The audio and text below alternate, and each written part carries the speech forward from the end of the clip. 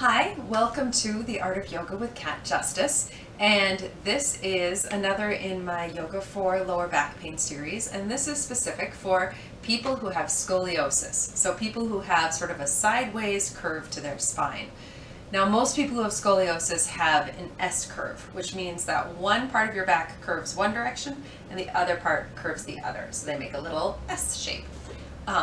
And when this happens, it creates stiffness on one side of the lower back and then too much opening on the other side. But then if you follow up the chain to the upper back, you have the opposite thing happening. So stiffness on the other side, too much opening on the other. So there's lots of different ways of dealing with scoliosis, but another thing to watch out for besides those kind of different areas of stiffness and too much opening is that people with scoliosis are more susceptible towards just spinal degeneration in general because of these uneven forces, and they tend to get really what we call kyphotic, which means really rounded forward. That mid part of the back gets really kind of hunched over. So we're going to do some poses that are specific for those curves and some poses that are just more about getting that kind of heart opening, that lift, getting you out of that kyphotic posture. But the most important thing with this is to know your curve. So if you're like, I know I have scoliosis, but I can't remember if it's convex or concave or what that is, find out from your doctor or your physical therapist before you do this video, because you're going to need to know what side is the concave, meaning it's caving in, what side is convex, that means it's opening up, where that curve is, where it's in the lower back, and if there's another one in the upper back, and what they do. So know your curve first thing. So let's get started. So you can start by coming down onto your back and go ahead, bend your knees, have your feet flat, maybe let your knees drop together if that's comfortable or keeping them apart.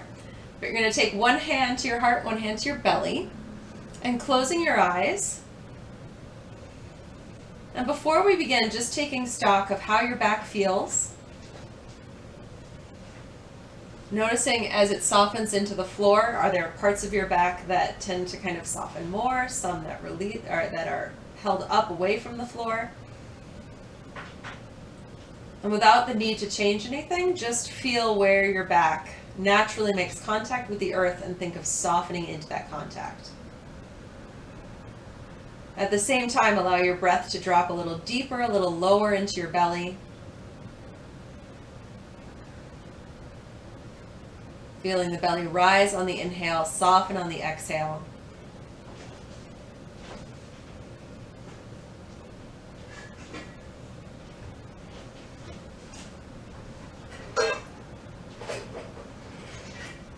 And then from here, you can open your eyes, and we're going to start with some really deep but gentle core work. So really waking up the belly so that it will be able to support our back better when we move into more advanced postures. So from here, we'll start with just really gentle pelvic tilts. So you're going to inhale, tilt the pelvis forward, feel the back arch away from the floor, and exhale, gently rock back. Feel your lower back gently press into the earth. Inhale to rock forward, and exhale, rocking back. Just comfortable motion, feeling those muscles in the belly wake up, and feeling that kind of deep ability to control what your spine is doing. Just noticing how as you inhale, how it gently arches. How as you exhale, it rounds back. And again, noticing if you feel any difference from one side to the other. If you take your fingers to the little pokey bones at the front of your hips, maybe you notice that one hip moves more than the other. And just make the movement as small as it needs to be where it can be even from one side to the other.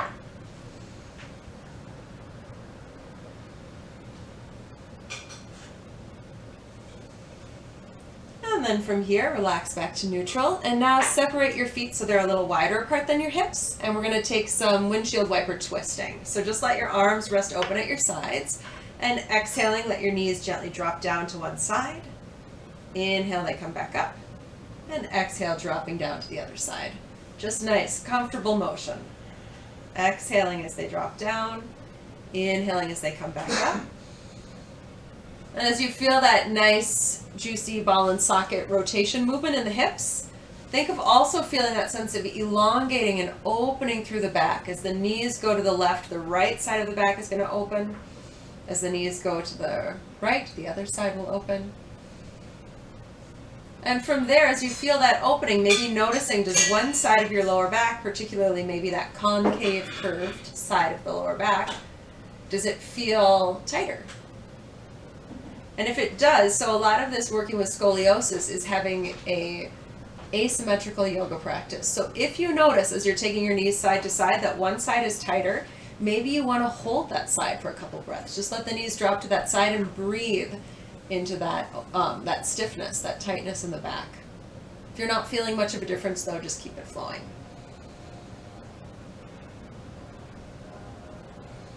So either pausing or flowing, moving with the breath. And then from there, releasing back. And you can step your feet in a little bit more. And now let's open up a little deeper into the hips so you can cross the right ankle over the left knee. The right toes are going to pull back slightly. You might want to stay right here. If you're already feeling a deep stretch in the right hip, you're good. You don't need to go further. Or if you want a little deeper stretch, you can reach through the gap in the legs, take hold of that left thigh, and just gently draw inward a little bit. You can fine tune the stretch. If you want to go deeper, take the legs to the left. If you want to undo the stretch a little, take the legs to the right. But just finding that deep but comfortable stretch into the hips. So again, with scoliosis, there tends to be lots of imbalances, not just in the spine, but throughout the body. And the hips are a big part of that. So sometimes you're going to notice one hip feels a lot tighter than the other. So if as we're moving through this, you feel that, maybe you want to do that side a little longer. You can pause the video and kind of do one side then the other, and then do your tight side a little bit longer.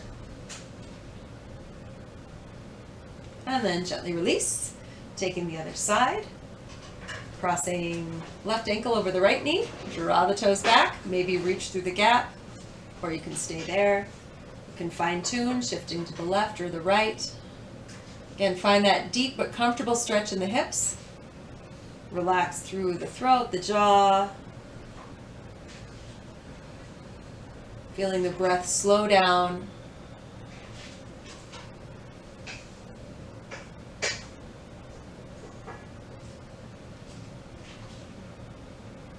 And then gently release, taking the feet to the floor. And from here, go ahead and roll over to one side and come on up to hands and knees. Stretching through your fingers, bringing the hands right under the shoulders, hips right over the knees, and we'll move through cat and cow. Exhale, gently round through the back, drop through the head. Inhale, gently arch through the back, gazing slightly forward. Moving at a comfortable pace, find your breath and let the breath lead the movement. Exhale to round, inhale to arch. And then from here, exhale, finding cat. And as you inhale for cow, shift back through the hips slightly, looking forward, and feel that deeper opening in through the upper back, in through the rib cage. And then exhale, back to neutral as you round for cat. So inhale, gently draw back slightly. And then exhale, rounding. Moving at your own pace, a couple more rounds.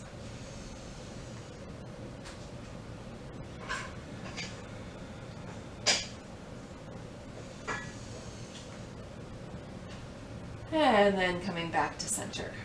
From here, go ahead and tuck the toes under and slide your right leg back. As you slide back through your right leg, take a moment to just notice where your body is in space and try and hold everything as still as you possibly can as you slowly shift your weight off of that right foot. So people with scoliosis, when we do this and lift the leg, sometimes people tend to kind of move into their curve, especially if they have a really deeper scoliosis, a really deeper curve. So they'll tend to kind of side bend into that curve. So we try and avoid that. So you're going to try and hold everything really still as you float the leg. Maybe you float the opposite arm too. Whatever you're doing, breathe. Feeling that strength from the belly coming in to help support the back, to help hold the back steady from one side to the other. And then release it down. We'll do other side. Tuck the left toes, slide the leg back.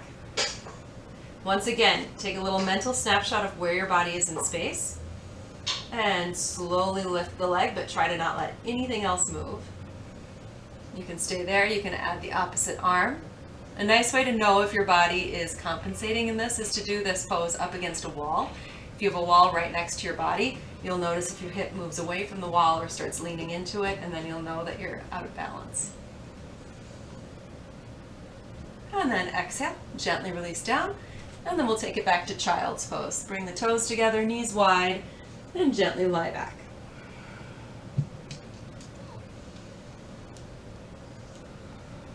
Breathing into the back. Feel your breath massaging out any tight spots or any tender spots into your back.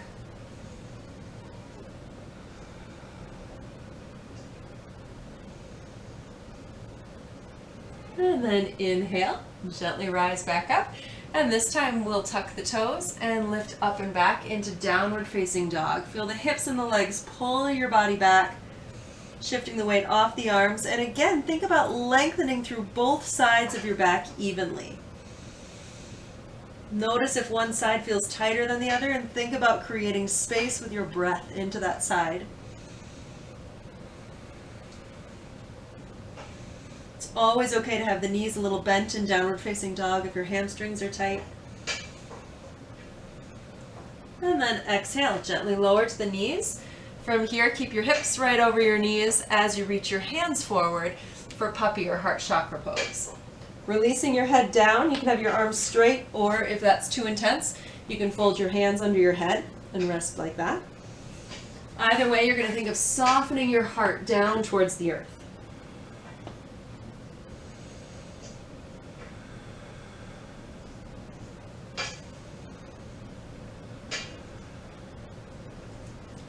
If you have osteoporosis, you might not want to move as deep into this pose. Maybe soften away from it a little bit, lift up a little higher. If you have healthy bones, let your body sink. And then from there, slowly shifting forward to come into Sphinx pose. Bringing the elbows right under the shoulders, spread your fingers, and lift your heart. Breathing here. Again, we're doing all these poses to help undo that sense of hunching forward, that weakness into the back that causes it to get all kyphotic and rounded forward. As you lift, think about creating space in the spine, evening out through your breath.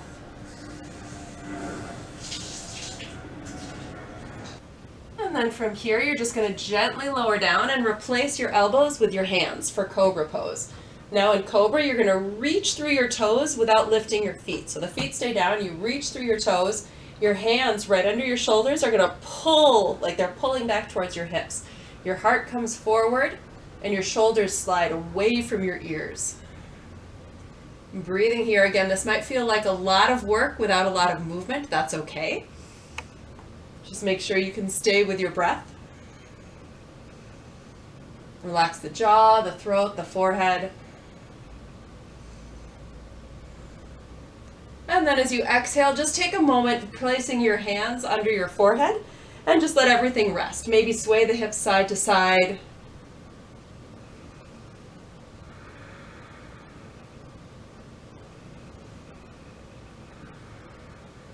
And then once again, go ahead, take the hands under your shoulders, draw back just a little moment in Cobra. Inhale, feel that opening.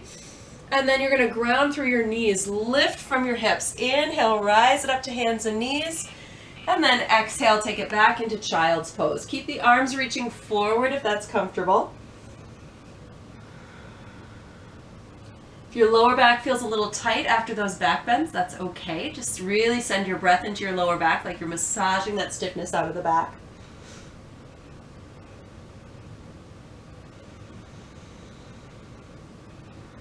And then from here, we're going to take a little side reach in child's pose. This is going to feel really different from one side to the other. And so this will be another one that if it feels really tight on one side, stay there longer, or maybe do the tight side first, then the free side, and then go back to the tight side. So you might want to pause the video to just give yourself time to really work with that asymmetry. But we'll start with walking the hands to the left, and then the hips are going to pull back and to the right.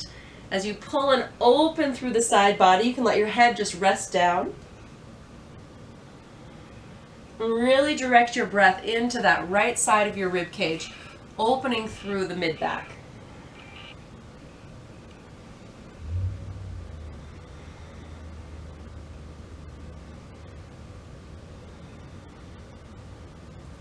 And then to take the other side, walk the hands over to the right and take the hips over to the left. And as you breathe into that left side, this is a good time to just notice the asymmetry. Does it feel tighter from one side to the other? And if it does, this would be a great time to pause the video and maybe do that tighter side for a little longer.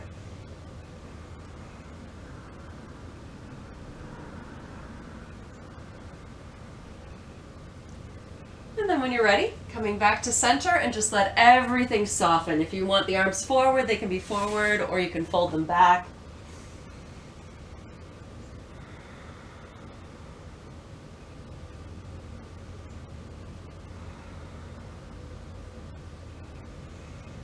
And then from here, go ahead and rise on up to hands and knees.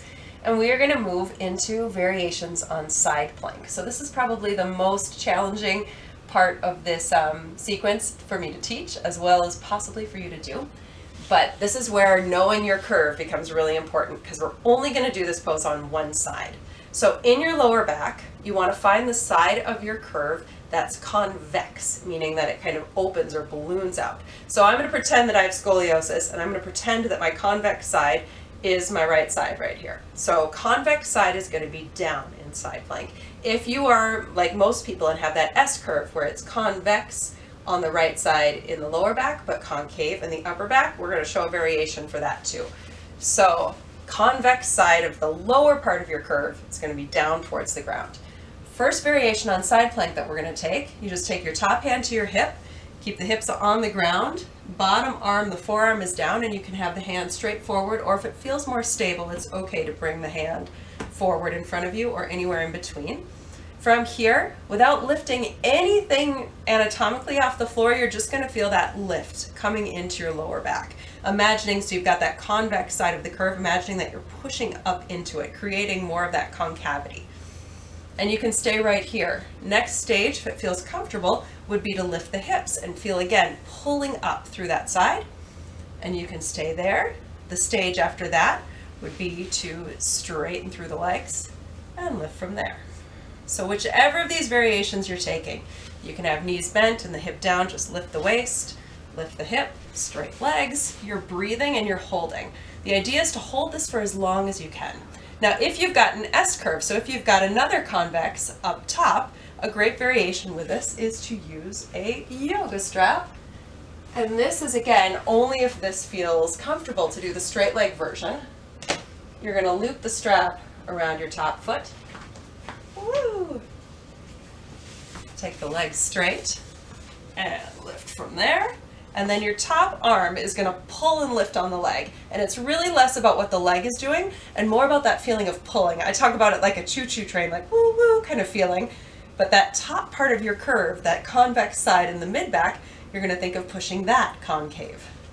I've been told by people who have scoliosis that when they do this, it feels really wrong. So if you get that feeling of like, ooh, this feels really wrong, like my back does not move this way, that's a good sign. So you're going to pull from there. If lifting the leg is just too much, but you want to get that secondary pull, you can do this in any of the variations. The top arm can just pull down. Again, think of that choo-choo train feeling, and imagine that that top part of your curve is pushing towards the earth. So you can do it even just with that little lift of the waist, the hips, just pulling down. And then when you're done, which you probably are, take a break. Coming back to sit. And just let your body soften. You're going to feel really a lot of asymmetry. They say in some research around this says if you're going to do one pose for scoliosis, do that one. Do it one time a day. Hold it as long as you can, and you're done. So if you want to do just this part of the video, that works too. And take it back to child's pose.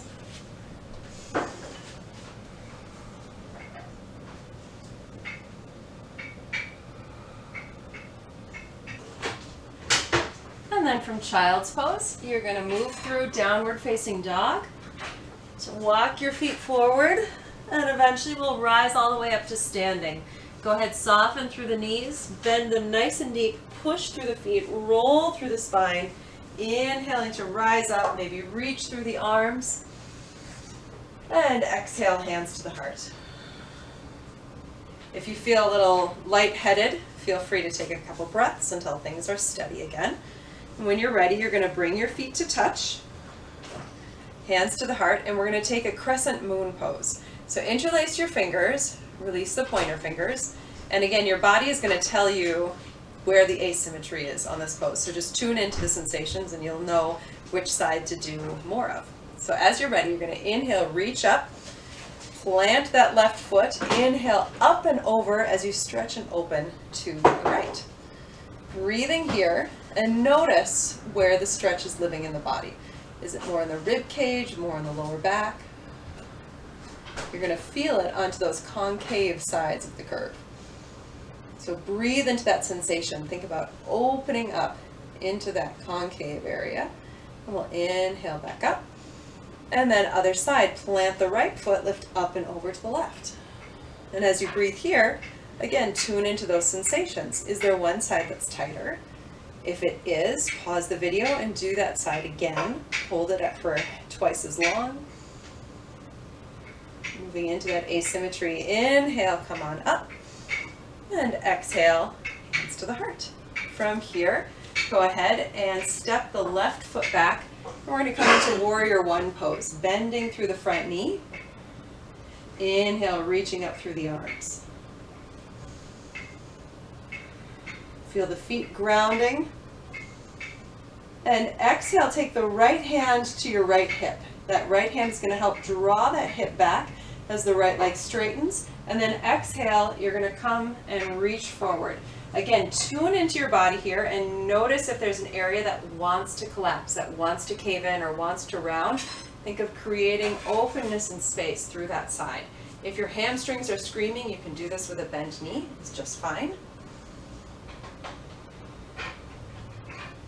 Breathing into those tighter spaces, bend through the front knee. Inhale, rise back up. And then exhale, stepping forward. We'll take the other side, right foot steps back. Bend through the knee, inhale, reach on up. It's like a small stance, warrior one. And then exhale, left hand to the hip. Pull that hip back as the leg straightens. And exhale for this modified pyramid pose, reaching forward. Again, notice if one side is easy, maybe you need to pause the video and do the other side another time.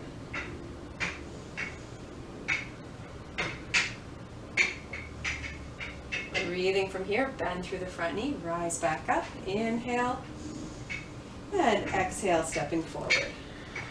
From there, inhale, left foot steps back, feet now line up, heel to arch. We'll take triangle pose, Trikonasana.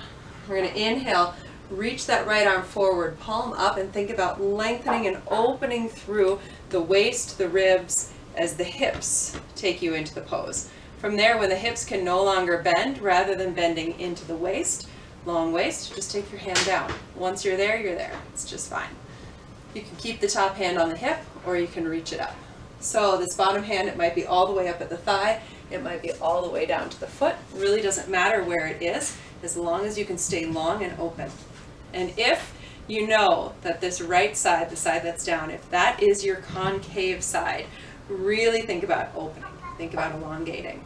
If it's your convex side, think about lifting. Think about pulling up. Inhale, bend through the front knee. And then we're just going to switch the feet. So you can pivot on the feet. From there, draw back through the left hip. Inhale, reach and open that left side. And exhale, coming down again like a teapot tipping, coming into Trikonasana, only as far as your body can comfortably go. Top hand can be on the hip or reach it up. And again, think about what's happening on that bottom side of your waist and your spine. If that's your concave side, lengthen. If it's your convex side, lift. Think about drawing up into the curve. Wherever you're at, breathe. Bend through the front knee. Inhale, rise it back up. And then exhale, hands to the heart, and go ahead and step forward. Take a moment in mountain here to just feel your feet connect to the earth. Feel that little puppeteer string helping you grow taller through the crown of the head.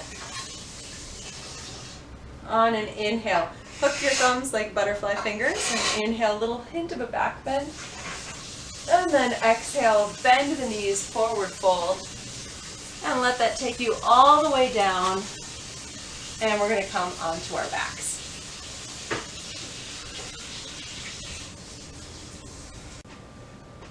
And as you come onto your back, go ahead, take a moment to hug your knees to your chest. Let your back relax, connecting back into your breath, to the sensations of your body. And then as you're ready, we are going to grab our good old friend, a yoga bolster, or take a bunch of blankets, probably 3 to 5 blankets, folded and stacked. From here, we're going to take another unilateral pose, meaning we're only doing it on one side. So again, know your curve. So from here, we're going to take a side-lying side body opener onto the twist, or onto the bolster. So you're going to know that you want the convex side of the curve, the side that opens, you want that to come down onto the bolster. So from here, again, thinking about the lower back, convex into the lower back. You're going to come and lie sideways onto the bolster and rest down. So we're taking that convex side that opens, and we're going to create it concave. We're going to try and lift it up through this bolster. So you can come and lie sideways on it. This usually feels really nice. Or if you want to go slightly deeper, take the blankets or the bolster sideways and come all the way up and over it. This is going to be a slightly deeper stretch. That top hand, it usually goes really nicely resting in the bottom hand, or maybe you keep it on the ground here for a little more support. But you're going to breathe into it, like we're trying to reverse that curve of the spine. So this would be as if I had that concave side of the body is going to be up, convex down. Breathing into it. This is another one that you can really pause the video if you're like, oh yes, this is exactly where I'm tight. Spend some time here. And you can see what it feels like too in this version to maybe move down the bolster a little bit. Say, oh, what happens if I bring that opening a little more into the thoracic area, if that's where the curve is the deepest. But again, just know if you've got that S curve, if it's concave or convex on the right side, on the lower back, it's going to be convex on the left side, on the upper back. So flip it over. As you're ready, you're going to come back up. You can leave the stacked blankets or the bolster right there. And we're going to flip onto our backs and take our feet onto it. From here, with the feet on the bolster, we're going to do a really nice twist. You can let your knees go to the left. Maybe your gaze wants to go to the right, and just let the body relax into a twist.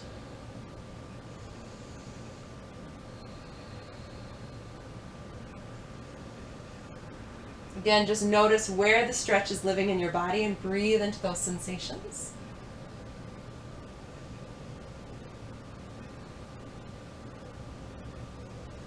Inhaling back up and taking the other side.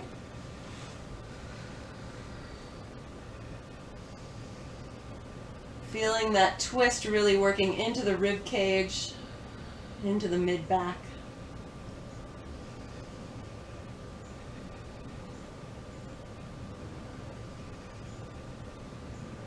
And then coming back to neutral. And from there, we're really nicely situated for having some support under our knees for Shavasana. So you can rest here if this feels good. Another option would be to take a restorative heart opener for Shavasana. In that version, lay the bolster down. You can maybe prop it up a little with a block if that feels good. Hug it up to the back and rest down from there. From there, the legs can straighten. Maybe you want another extra roll under your knees. Let your arms rest open at your sides, palms facing upward. And no matter what version of Shavasana you're taking, you're going to, again, feel your back soften into the earth. Notice where it's tight. Notice where it naturally makes contact with the earth or the bolster. And notice where it's a little less releasing. And just using every exhale as an opportunity to melt a little deeper.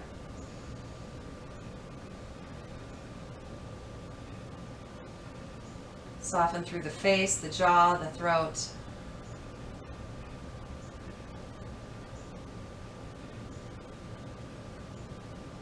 Feeling your breath moving down deeper into your belly.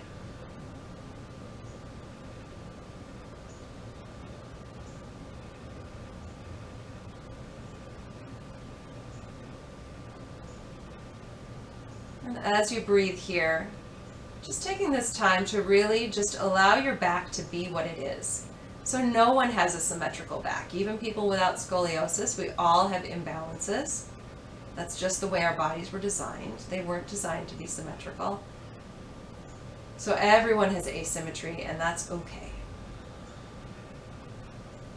Breathing into that asymmetry, breathing into whatever your body has to offer for you.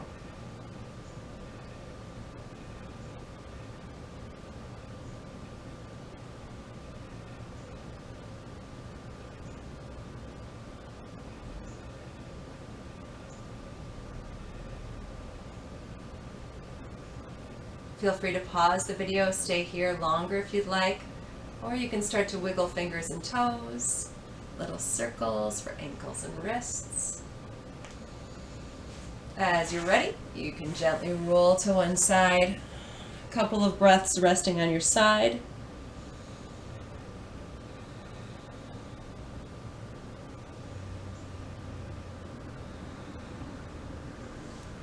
And then as you're ready, make your way all the way back up to seated.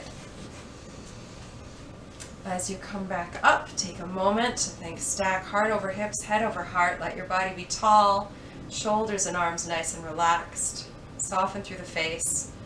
And think about that puppeteer string again. Think about just lifting and lengthening through the spine. As you're ready, bringing the hands to the heart. And namaste. Thank you so much for sharing your practice with me today. I hope that your back is feeling a little stronger, a little bit more supported, and that you have found a little bit more strength and support for your back with however that scoliosis brings itself to you. And if you're interested, check out my other videos. And I hope you have a wonderful rest of your morning, afternoon, evening, whatever you got. I hope it's great. Namaste.